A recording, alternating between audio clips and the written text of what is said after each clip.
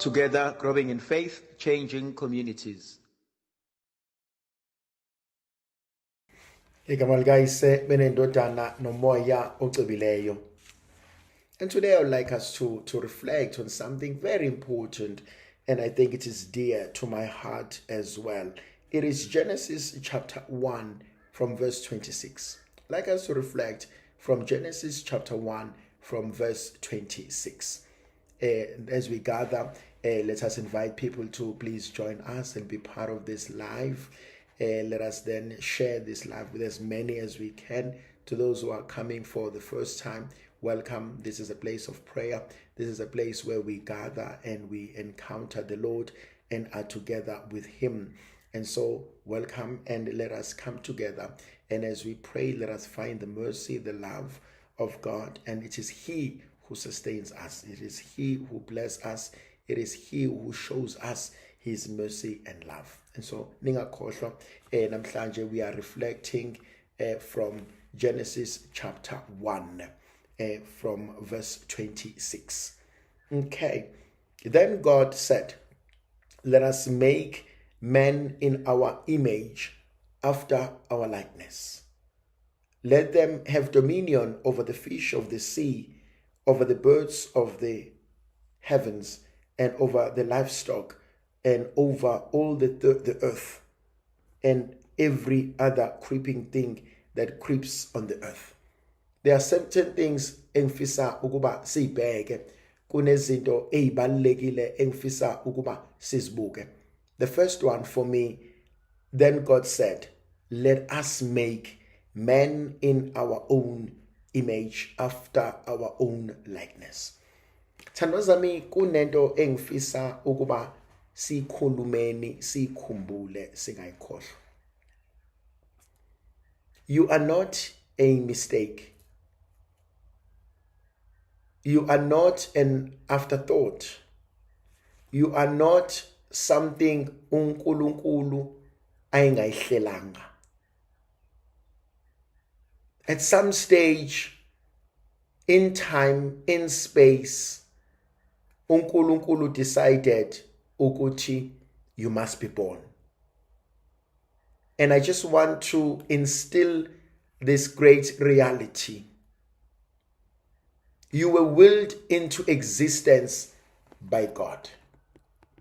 And akuve kubalekile ukukhumbula nokwazi nokuyiqonda lento. You were willed into existence by God. There are moments when we question that reality. There are moments when we struggle and izinto zingenzeki. When whatever we try and do seems not to work. And so we start questioning. How can you say I was willed into existence by God? How can you say uNkulunkulu wayefuna ngibe khona if things are not as I would have preferred them to be? And I want you to know that nothing happens without God knowing about it. Especially when it comes to us as human beings.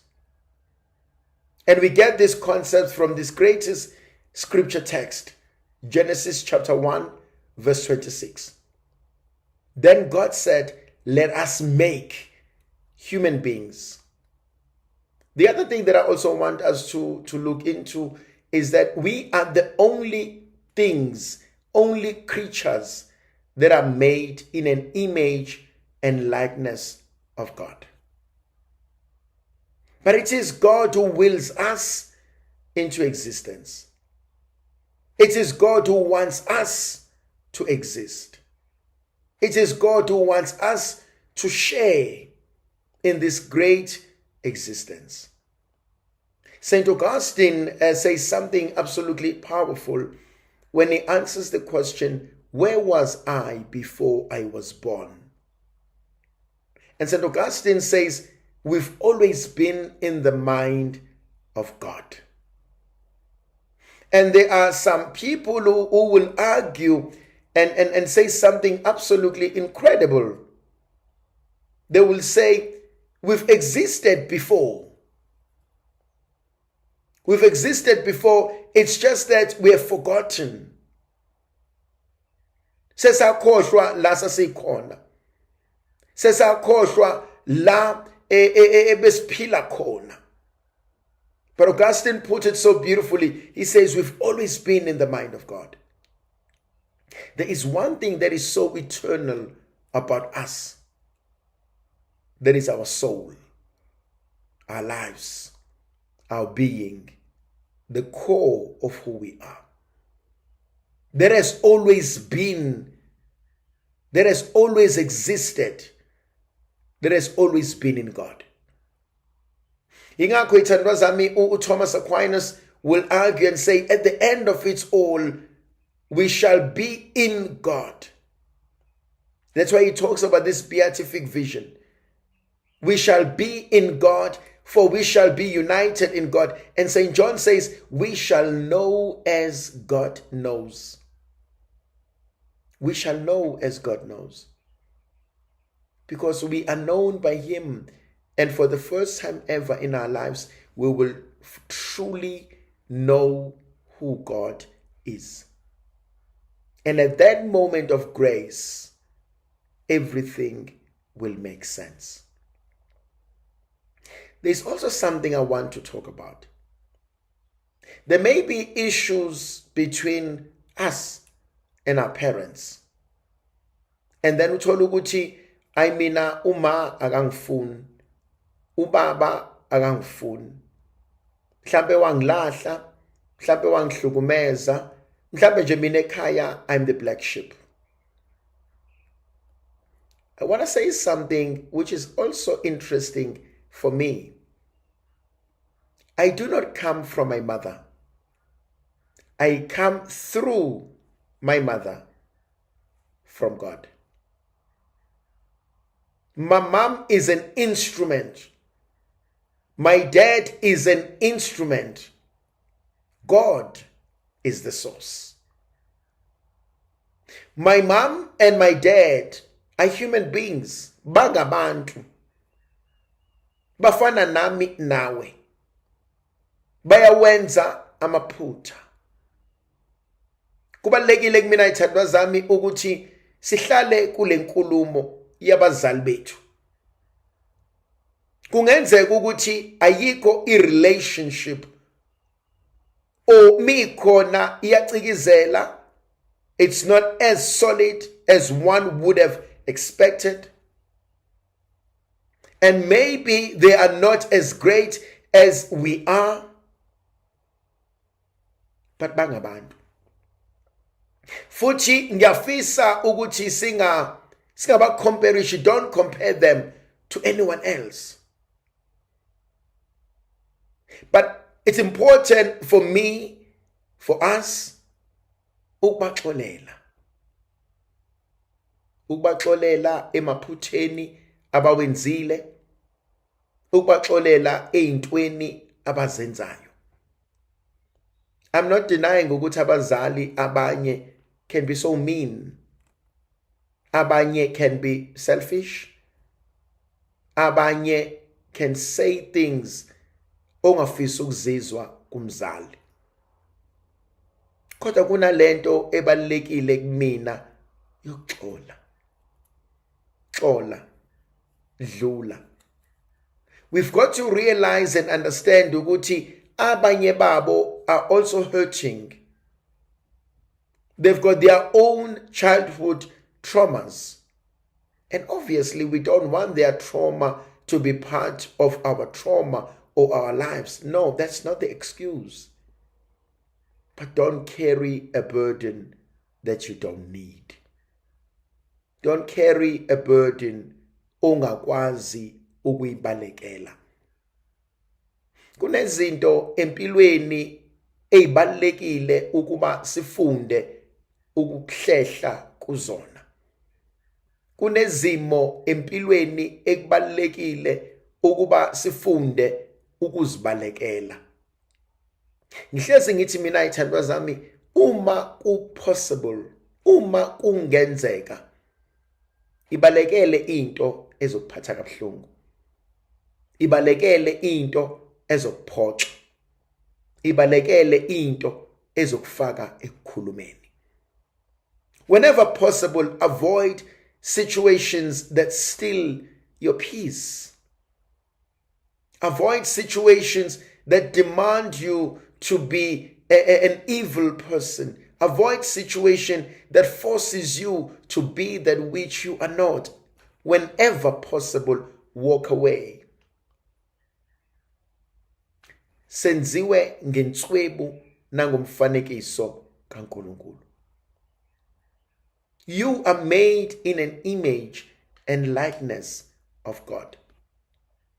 Beyibona ingane encane uma beyibuka abantu bethi, "Hey, wazofana noma wakhe lo.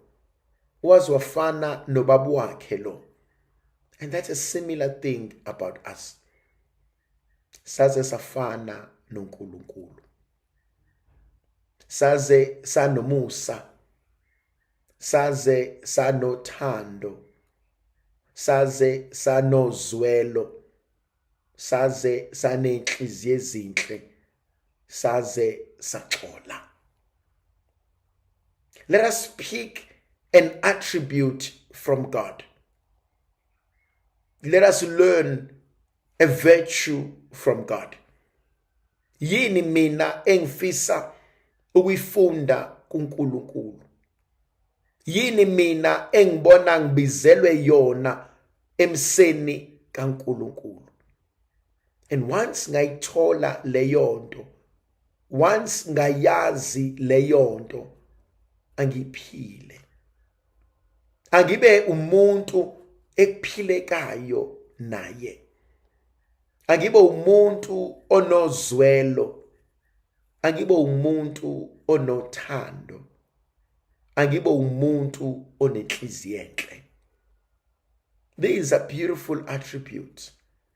Ayikho into emnandi than ukwazana nabantu othi njalo munabo inhliziyo yakho ijabule. Othi njalo munabo inhliziyo yakho ibe nokuthula. We are reflecting on Genesis chapter 1 from verse 26. Then God said, "Let us make men, women in our own image and likeness. Let them have dominion. Let them have authority." Go to Matthew 28, verse 18. Jesus says, "All authority in heaven and on earth has been given to me." How does Jesus exercise his authority? He's loving. He's kind. He's gentle. He's truthful. He wants the best for us. Ngiyacela mina ithandwa zami ukuba emkhulekweni yethu kuzo zonke izibusiso uJehova asinikeza zona, singazami siqaphele sikubalekele ukuhlukumeza abanye abantu. Ngeke ngithi mina akuve kubusisekile ukuthi ngalokhu uNkulunkulu akwenzele kona, akuphe kona, ayikona empilweni yami nawe, mina nawe asingamhlukumezi omunye umuntu. Ngiyafisa mina ukuthi abantu bangayi uNkulunkulu bekhala ngenxa yethu. Abantu bangayi uNkulunkulu bebalisa ngenxa yethu. uNkulunkulu angababuki abantu bakhe athi sibanibane kungani uphatheke kabuhlungu kangaka, kungani udikibele kangaka, kungani umphefumulo wakho ungenakho ukuthula, and to realize ukuthi I am at the center of that unhappiness. To realize ukuthi I am at the center of that misunderstanding. I am at the center of that pain. Abantu bakaNkulunkulu mabangayi uNkulunkulu bedangele ngenxa yethu. Mabangayi uNkulunkulu bedangele ngenxa yongenzi kahle kwami. Yes, all power has been given. Yini umsebenzi we-power, we-authority. And in my humble opinion, it is to serve. I am given the power to be of service. I am given the power ukusiza impilo yomunye umuntu. Thandwa zami, there is so much hatred in the world. There's so much hatred going on outside. Abantu balimele. Abantu bayalimazana. Abantu bayazondana. Kunezinto eziningi ezenzakalayo ezihlukumeza imphefumulo, ezilimaza impilo yabantu. Kunezinto eziningi ezenzakalayo that threaten the livelihood of someone. Mungiphuca lokhu uthi angiphile ngani. Muwenza lokhu uthi angisurvive kanjani. And so you realize ukuthi kunezinto eziningi ekwenzekayo ngazo ekulimala nabaningi abangenalo icala. He made us to have dominion so as to serve, not to oppress. So as to liberate, not to captivate. So as to love, not to hate. Then there's something else in verse 27. God created man in his own image and likeness. He created them, male and female alike. He created them.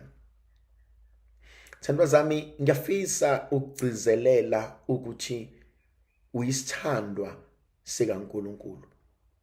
Ngiyafisa ukugcizelela ukuthi you are a prince and a princess. Ngiyafisa ukugcizelela ukuthi you are forgiven in Christ. Azikho izono uNkulunkulu angasoze azixolela. Awekho amaphutha uNkulunkulu angasoze awalungisa. Asikho isilahlwa kubo kaNkulunkulu. Ngiyakholelwa lokho ngenhliziyo yami yonke. Ukuthi kukona konke sengikwenzile. Kukona konke sebekwenzile. Kukona konke esengidlule kona. Kodwa uNkulunkulu remains the source and the center of my life. Kungenzeka ukuthi abanye bethu have decided to live a different life because I am hurting, because I am discriminated, because I am misunderstood, because I am rejected. Kodwa khona umbuzo engifisa ukuwubuza. Has God rejected me? Has he discriminated against me? Has he walked away from me? And the answers, for me at least, are no. Yes, abantu bangangilimaza. Yes, abantu bangakhuluma kabi. Yes, abantu bangenza ubulwane. Kodwa umnikazi akakazenza okubi kumina. Kungani ke pho uma ngilinyazwa omunye umuntu ngikhiphele ubuhlungu bami kuNkulunkulu? Kunalento ehlalayo enhlizweni yami. Kunalento evukayo empilweni yami. We are made in an image and likeness of God. So when I'm hurting you, I'm hurting God. Uma ngihlukumeza wena, ngihlukumeza uNkulunkulu. Uma ngikhuluma kabi ngawe, ngikhuluma kabi ngoNkulunkulu. Kukhona into ethandwa zami eyingozi esiyenzayo thina esithi siyakholwa. Uthola ukuthi ngiyakholwa, ngiye emasontweni, ngiye emathempelini, ngiya kuzo zonke indawo zokudumisa. but mangibuya ngenza izinto ehlukumeza imphefumulo yabantu. Then umbuzo fanele ubuze wona kanti lo nkulunkulu ebengimkhonza ngimdumisa ebengimbona angisamboni yini kulomphefumulo, angisamboni yini kulomzimba, angisamboni yini kulomuntu engihlala naye. Kanti bethini methi I have made you in my image and likeness. Ngoba phela lo nkulunkulu engimdumisa every day, engifaithful kuyena, engihlala naye, engimthandayo, I should see the same in my brother, in my sister, in my neighbor, in whomever I meet on the road. Ukuthi nangu-ke uNkulunkulu esehamba nathi.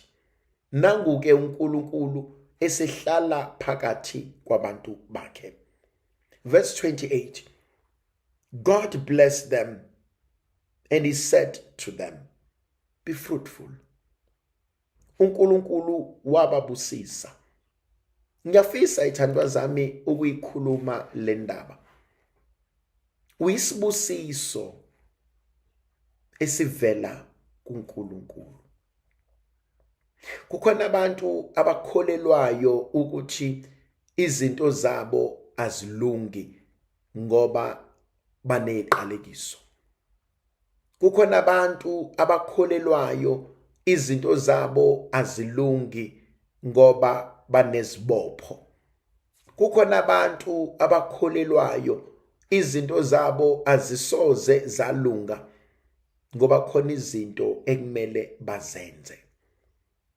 Ngifuna ukuthi kuwena namhlanje, ngifuna ukuqinisekisa kuwena namhlanje, God blessed you. uNkulunkulu kade akubusisa. uNkulunkulu wakubusisa umhlaba ungakabibikho. uNkulunkulu wakubusisa ungakahlali esibelethweni. uNkulunkulu wakubusisa ungakakwazi nokuzikhulumela. You are a blessing. Uyisibusiso. Ngiyafisa ngelinye ilanga uqonde amandla uNkulunkulu awabekile empilweni yakho. Ngiyafisa ngelinye ilanga uNkulunkulu akwambulele imfihlakalo yokuthi ungubani wena kuyena. Yabona ithandwa zami, kunabantu uyayuthi muhlangana nabo nikhuleka nisebenza kukhona izinto enilungisayo and you realize ukuthi this person is someone very powerful in the spiritual world. You realize this person is someone very powerful. And the sad part, they don't know it. They have not yet come to acknowledge it. Noma mhlambe abakambulelwa ukuthi bangobani. The bigger the attack, the greater you are spiritually. Write this down. The bigger the attack, the greater I am spiritually. The bigger the attack, the greater I am spiritually. Yabona ithandwa zami, look at the things that challenge you. Buka izimpi ozilwayo. Buka izinto odlula kuzona. And I want you to realize akekho umuntu owaziyo how powerful you are than the devil. Akekho umuntu owaziyo how powerful you are than the enemy. And the only thing that the enemy wants to do is to make you realize that you are nothing. An enemy will attack you. An enemy will do all that it can ukuze ungafinyeleli to the realization yokuthi ungubani. the bigger the attack, the greater you are in the world of the spirits. I have seen this with people. And ubuke lo muntu izinto adlula kuzona. And yes, angiphiki thandwa zami, as you go through those issues, zibhlungu, they are painful. And unfortunately, the enemy wants us to sit with the pain. The enemy wants us to look and focus on the pain instead of you realizing ukuthi there must be something big abafuna ukuyidestroya labantu.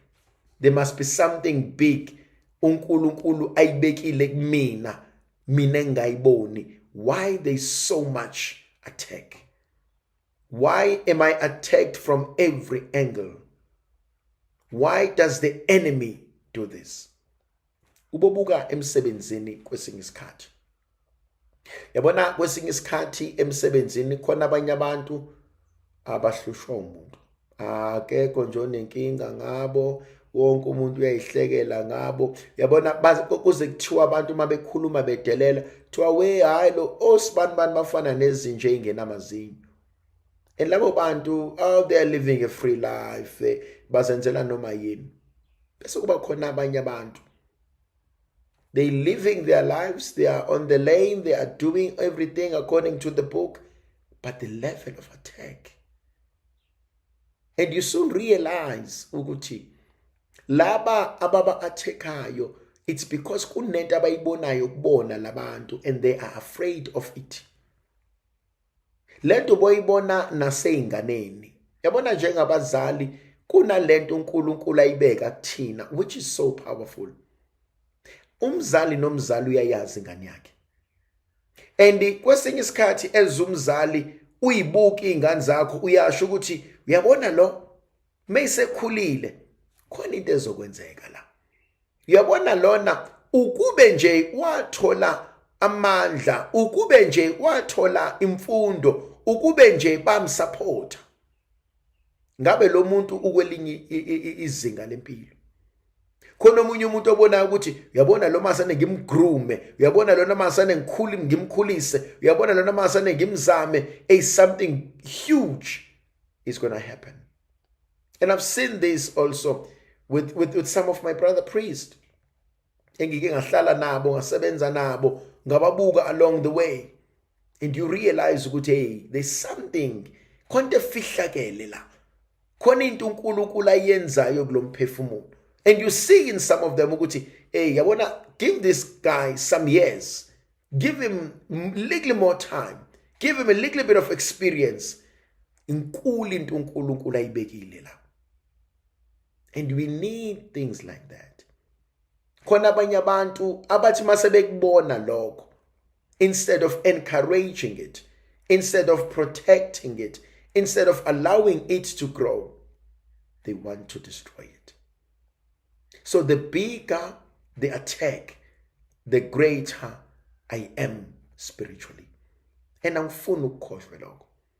So once you realize ukuthi labantu abalwisani nami, kodwa balisana nogcobo likaNkulunkulu, then ubazondelana. I'm not sure noma niyangizwa yini. Ngithi mina, once you realize ukuthi labantu abalwisana nawe, in essence abalwisani nawe, balwisana nogcobo likaNkulunkulu, balwisana nento uNkulunkulu ayibekile kuwena emndenini, balwisana nento uNkulunkulu akubusise ngayo emshadweni wakho, balwisana nento uNkulunkulu ayenzayo kuwena emsebenzini wakho, balwisana nento uNkulunkulu ayenzayo kubantwana bakho, then ubazondelana. Asikho isidingo sokubazonda. Ungazondi, because abalwisana nawe balwisana nogcobo likaNkulunkulu. Then bayeke, dedela uNkulunkulu akwenzele. And God bless them. uNkulunkulu ababusisa. Yangithinta mina lenkonzo. uyisibusiso esivela kuNkulunkulu. uNkulunkulu uma ebabusisa, he uses beautiful words. He says, be fruitful, be productive. Ungalindi omunye umuntu to be the best. Ungamenzi omunye umuntu insika yempilo yakho. Don't make someone a pillar of your life. Because if you make someone a pillar of your life, if the pillar falls, you too will fall. Insika iwa, na uzoshayeka phansi. No. Bathanda abantu, sebenza nabantu, kodwa unganciki kubantu. Ayikho into ebhlungu than umuntu ozothi uyazi sengiyafuna ukuqala kodwa ngilinda usibanibani. What happened if usibanibani engafiki? What happened if usibanibani changes his mind? What happened if usibanibani engasafuni? Unganciki kumuntu. Ukuncika kwakho akube kuNkulunkulu. Be fruitful.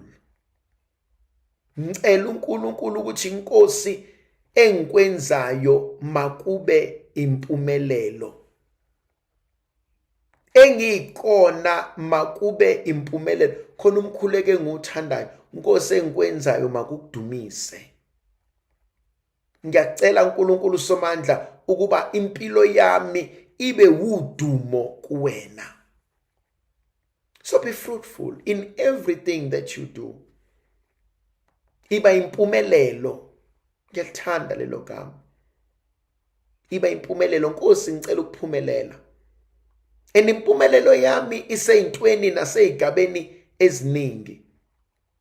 Engikwenzayo Nkosi akuphumelele. Mhlambe siyadinga ukumcela uNkulunkulu ukuba asinikeze amandla okuqeda esiqalayo. Asinikeze amandla okuqeda esesiqalile. Uthi umkhuleko wamaRoma sengathi uNkulunkulu angawuqeda umsebenzi asewuqalile empilweni yakho. Sengathi uNkulunkulu angawuqeda umsebenzi asewuqalile empilweni yakho. May the Lord complete the work he has started in your life. And only him, he can complete it. Because it is God who starts the work. It is God who begins the work. And ask him. Ngiyafisa emkhulekweni wethu wanamhlanje sikhulekele labo abathi sengisalelwe into encane ngiqede. Thola omunye umuntu ubanjwe imodule A1. Omunye ubanjwe isignature A1. Omunye ubanjwe idocument A1. Omunye ubanjwe istep esincane. Kodwa uthola ukuthi uhleli for isikhathi eside, omunye aze adikibale. Omunye aze aphelelwe amandla. Omunye aze athi ay vele ke kuyacaca ukuthi ngangahlelelwanga mina lento. No, the devil is a liar. Unamanga uSathane. Engani uNkulunkulu uyena owoqala nomsebenzi. Thandwa zami, kuba mnyama kakhulu uma sekuzokusa. Ungayishiki into yakho ungayiqedanga. Ungayishiki into uNkulunkulu akunikeze yona ngenxa yomunye umuntu. Ungayishiki into usayithanda. Asimcele uNkulunkulu, asimncenga umntaka Maria ukuthi nginikeza amandla okuba Nkosi lokho suqalile kumina makufezeke. Nginikeza amandla uNkulunkulu ukuthi lo msebenzi owenzayo empilweni yami mawube yimpumelelo. Kungani mina ngahlezi ngikhala? Kungani mina sengaba yihlaya ukuthi hayi njengoba eqala kusibani bani ngiyantshela ngeke ayiqede izomhlula vela yikho into ayiqedayo empilweni. Abantu sebeyazi noma ngathiwa ngifika kanjani ngithi mina yazi ngicabanga ukwenza ukuthi nokuthi ubeze bonke abantu hayi okay hayi good luck ngathi konke ngahamba kahle gwiqiqi abantu sebeyangibuza kuhamba kanjani hayi sengayiyeka hayi kodwa mntaka mama mina ngangazi vele uyakhumbula nokuthi wakwenza kwakuhlula awusona isehluleki.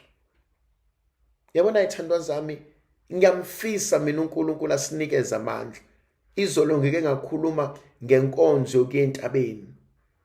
Ngiyamfisa uNkulunkulu asinikeze amandla ngelinye ilanga siyoqaqa amafindo, siyosiphula impande ezitshaliwe zaboshwa kwathiwa soze saphumelela. Uyabona ithandwa zami kunale nkonzo ekumele singayikhohlwa ngesidalwa esingumuntu. Akusiyo wonke umuntu okufisela okuhle. Akusiyo wonke umuntu othi mekubonelela izinto athi eyikwaze kwahamba kahle kusibanibani sengathi kungachuma. Akusiye wonke umuntu othi meyibona into enhle iqala kuwena asondele masinyane ayiduduze, asondele masinyane ayikhuthaze, asondele masinyane athi sengathi lento ingavikeleka. Bakhona bangalali, bakhona baceba amacebo, bakhona bahleka nathi kanti bazofaka usawoti ebhodweni ukuze ukudla kungadliwa umuntu. Kodwa kusiye yethu leyo nkonzo yokuba sikhathazeke ngabo. Thina kwethu ukuthi simakade yenza impilo yami ibe impumelelo. Yabona ithandwa zami khona lento ebalekile.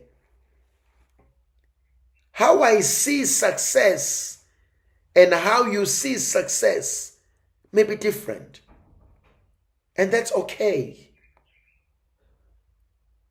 My success is my success. Your success is your success. And that's okay. Ungabuki ipleti lakho ulifanise nepleti lomunye umuntu. Ngoba yena mhlawumbe ufuna ukudla okunjeya, nawe ufuna ukudla okunjeya. Ngihleze ngithi mina ayikho into ebalekile than ukusuthiswa ukudla okusepletini lakho.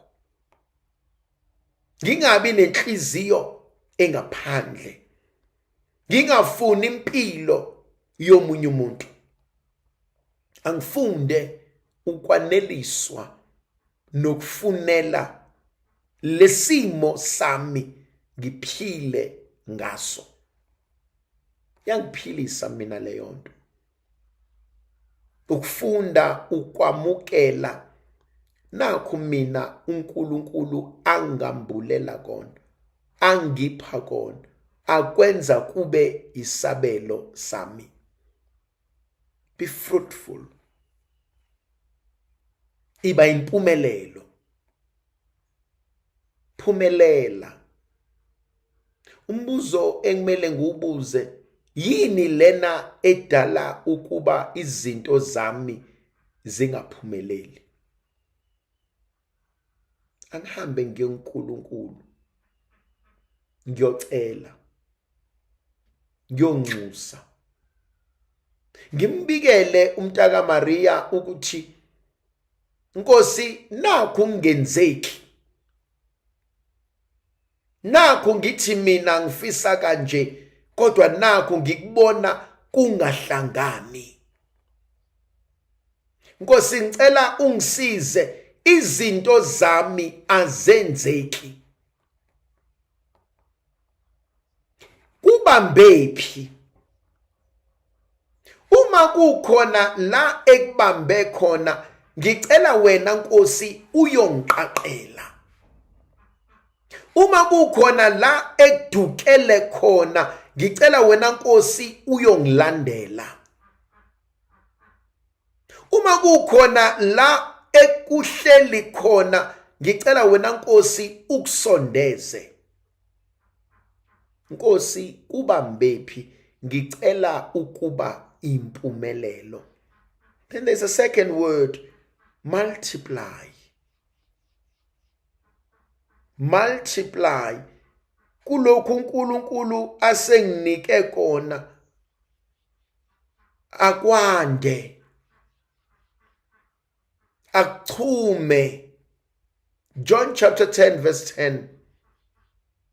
I have come so that you may have life and have it in abundance. Bheka ngifike ukuba ube nempilo echichimayo. Yazi thandwa zami, uNkulunkulu ufuna ukusipha izinto zichichime, overflowing, abundance. And I wish we can pray for abundance. Nkosi ungangiphi nje okuzongisuthisa, kodwa ngipho okuzongisuthisa kuze kusale ukuthi nabantwana babantwana bami nabangakazalwa badle ithelo zomsebenzi oqalayo empilweni yami namhlanje. Yabona ithandwa zami, we need to talk and pray for generational blessings. We need to pray and talk over financial legacies. We need to speak and talk and pray over financial empires. Ukuthi uNkulunkulu akangibusise, usho njalo uJesu in John chapter 17, uthi I pray for these, but I don't just pray for them, but I pray for those who will come to believe in me through them. Athi ngikhulekela nabangakazalwa. Yabona njengomzali, one of the most beautiful things that I do for my kids, ngifike ngikhulekele bona bese ngikhulekela nabantwana babo abangakazalwa. Mhlawumbe futhi abanye babo bozalwa sekade ngashona sebaba generations upon, but I need to pray for them now. I'm not sure noma niyayizwa ndlento. I need to pray for ingane zami manje. Ngikhulekela ingane abazoyithola, ngikhulekela ingane eziyotholwa zingane zabo generation to generation. I need to pray ukuthi Nkosi abantwana oyosipha bona mababe impumelelo. Abantwana oyosipha bona mababe isuccess. Abantwana oyosipha bona mababa abantwana obabizele intando yakho. Abantwana osinikeza bona akuba abantwana bayoletha ukuthula nenjabulo. Abantwana osibizela kona akuba abantwana ukuthi makufika bona kube khona umehluko empilweni zabantu. I need to pray for abantwana bangakazalwa, ukuthi Nkosi mase befika kulomndeni ababe success. Angabi khona namunye umntwana oyophuma kulomndeni abantu abayokhala ngenxa yakhe. Angabi khona imndeni eyokhala inyembezi balise ngoba abantwana abaphuma esibelethweni sami bayisiqalekiso kubona. Ingakho ithandwa zami, as I pray for my family, I pray for people who will meet ingane zami. Ukuthi Nkosi abantu abayohlangana nabo akuba abantu ababizelwe icebe elihle ngabo, angaba abantu abayofika to destroy their lives. No, because ngiyazi ngifisa uNkulunkulu abenzeleni abantwana bami. Ngiyafuna bande in numbers, in quantity, but in quality as well. Ngiyafisa abantwana bami la beqhamuka khona, if they trace it back, kutholakala ukuthi abantwana balela khehla, abantwana balesa salukwazi, and siyabona naze namfuza uma wenu, naze namfuza ugogo wenu, naze namfuza umkhulu, naze nalifuza lela khehla lalinje ya. Tanwazami, one thing that I want us to constantly do, we've got to pray for spiritual prosperity. We must pray for spiritual prosperity. From one generation to the next. From one generation. Yabona khona othi obhala kahle isandla sikaNkulunkulu asushiyanga umuzi kaDavide. Sandla sikaNkulunkulu asushiyanga umuzi kaMasibanibani. Sandla sikaNkulunkulu asushiyanga umuzi wakho. And so umkhuleko wami nami ukuthi Nkosi isandla sakho singawushiyi umuzi wami. Singawushiyi umuzi wamakhehla. Noma kuthiwa sesashona, noma kuthiwa sesaba mathambo omhlophe, kodwa isandla sakho singasuki kubantwana abavela kwinzalo yami. That's an important prayer as a parent. Ngoba Nkosi ngiyafisa babe impumelelo. Ngike ngathi izolo uNkulunkulu usibusise wasenzela izinto ngabantwana bethu.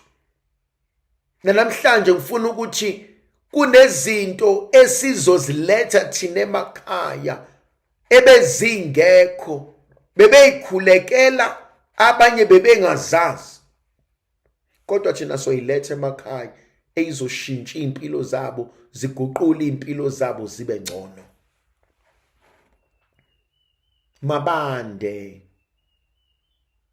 uthi obhala kahle John chapter 2 verse 5, uMaria mesethola ukuthi iwayini alisekho, uthe ikhonzini yenzani noma yini azongicela yona, and uJesu yodwa into abacela ukuthi bayenze, uthi uJesu ugcwalisana imphongolo. My God, that is so deep. Have you ever reflected on that?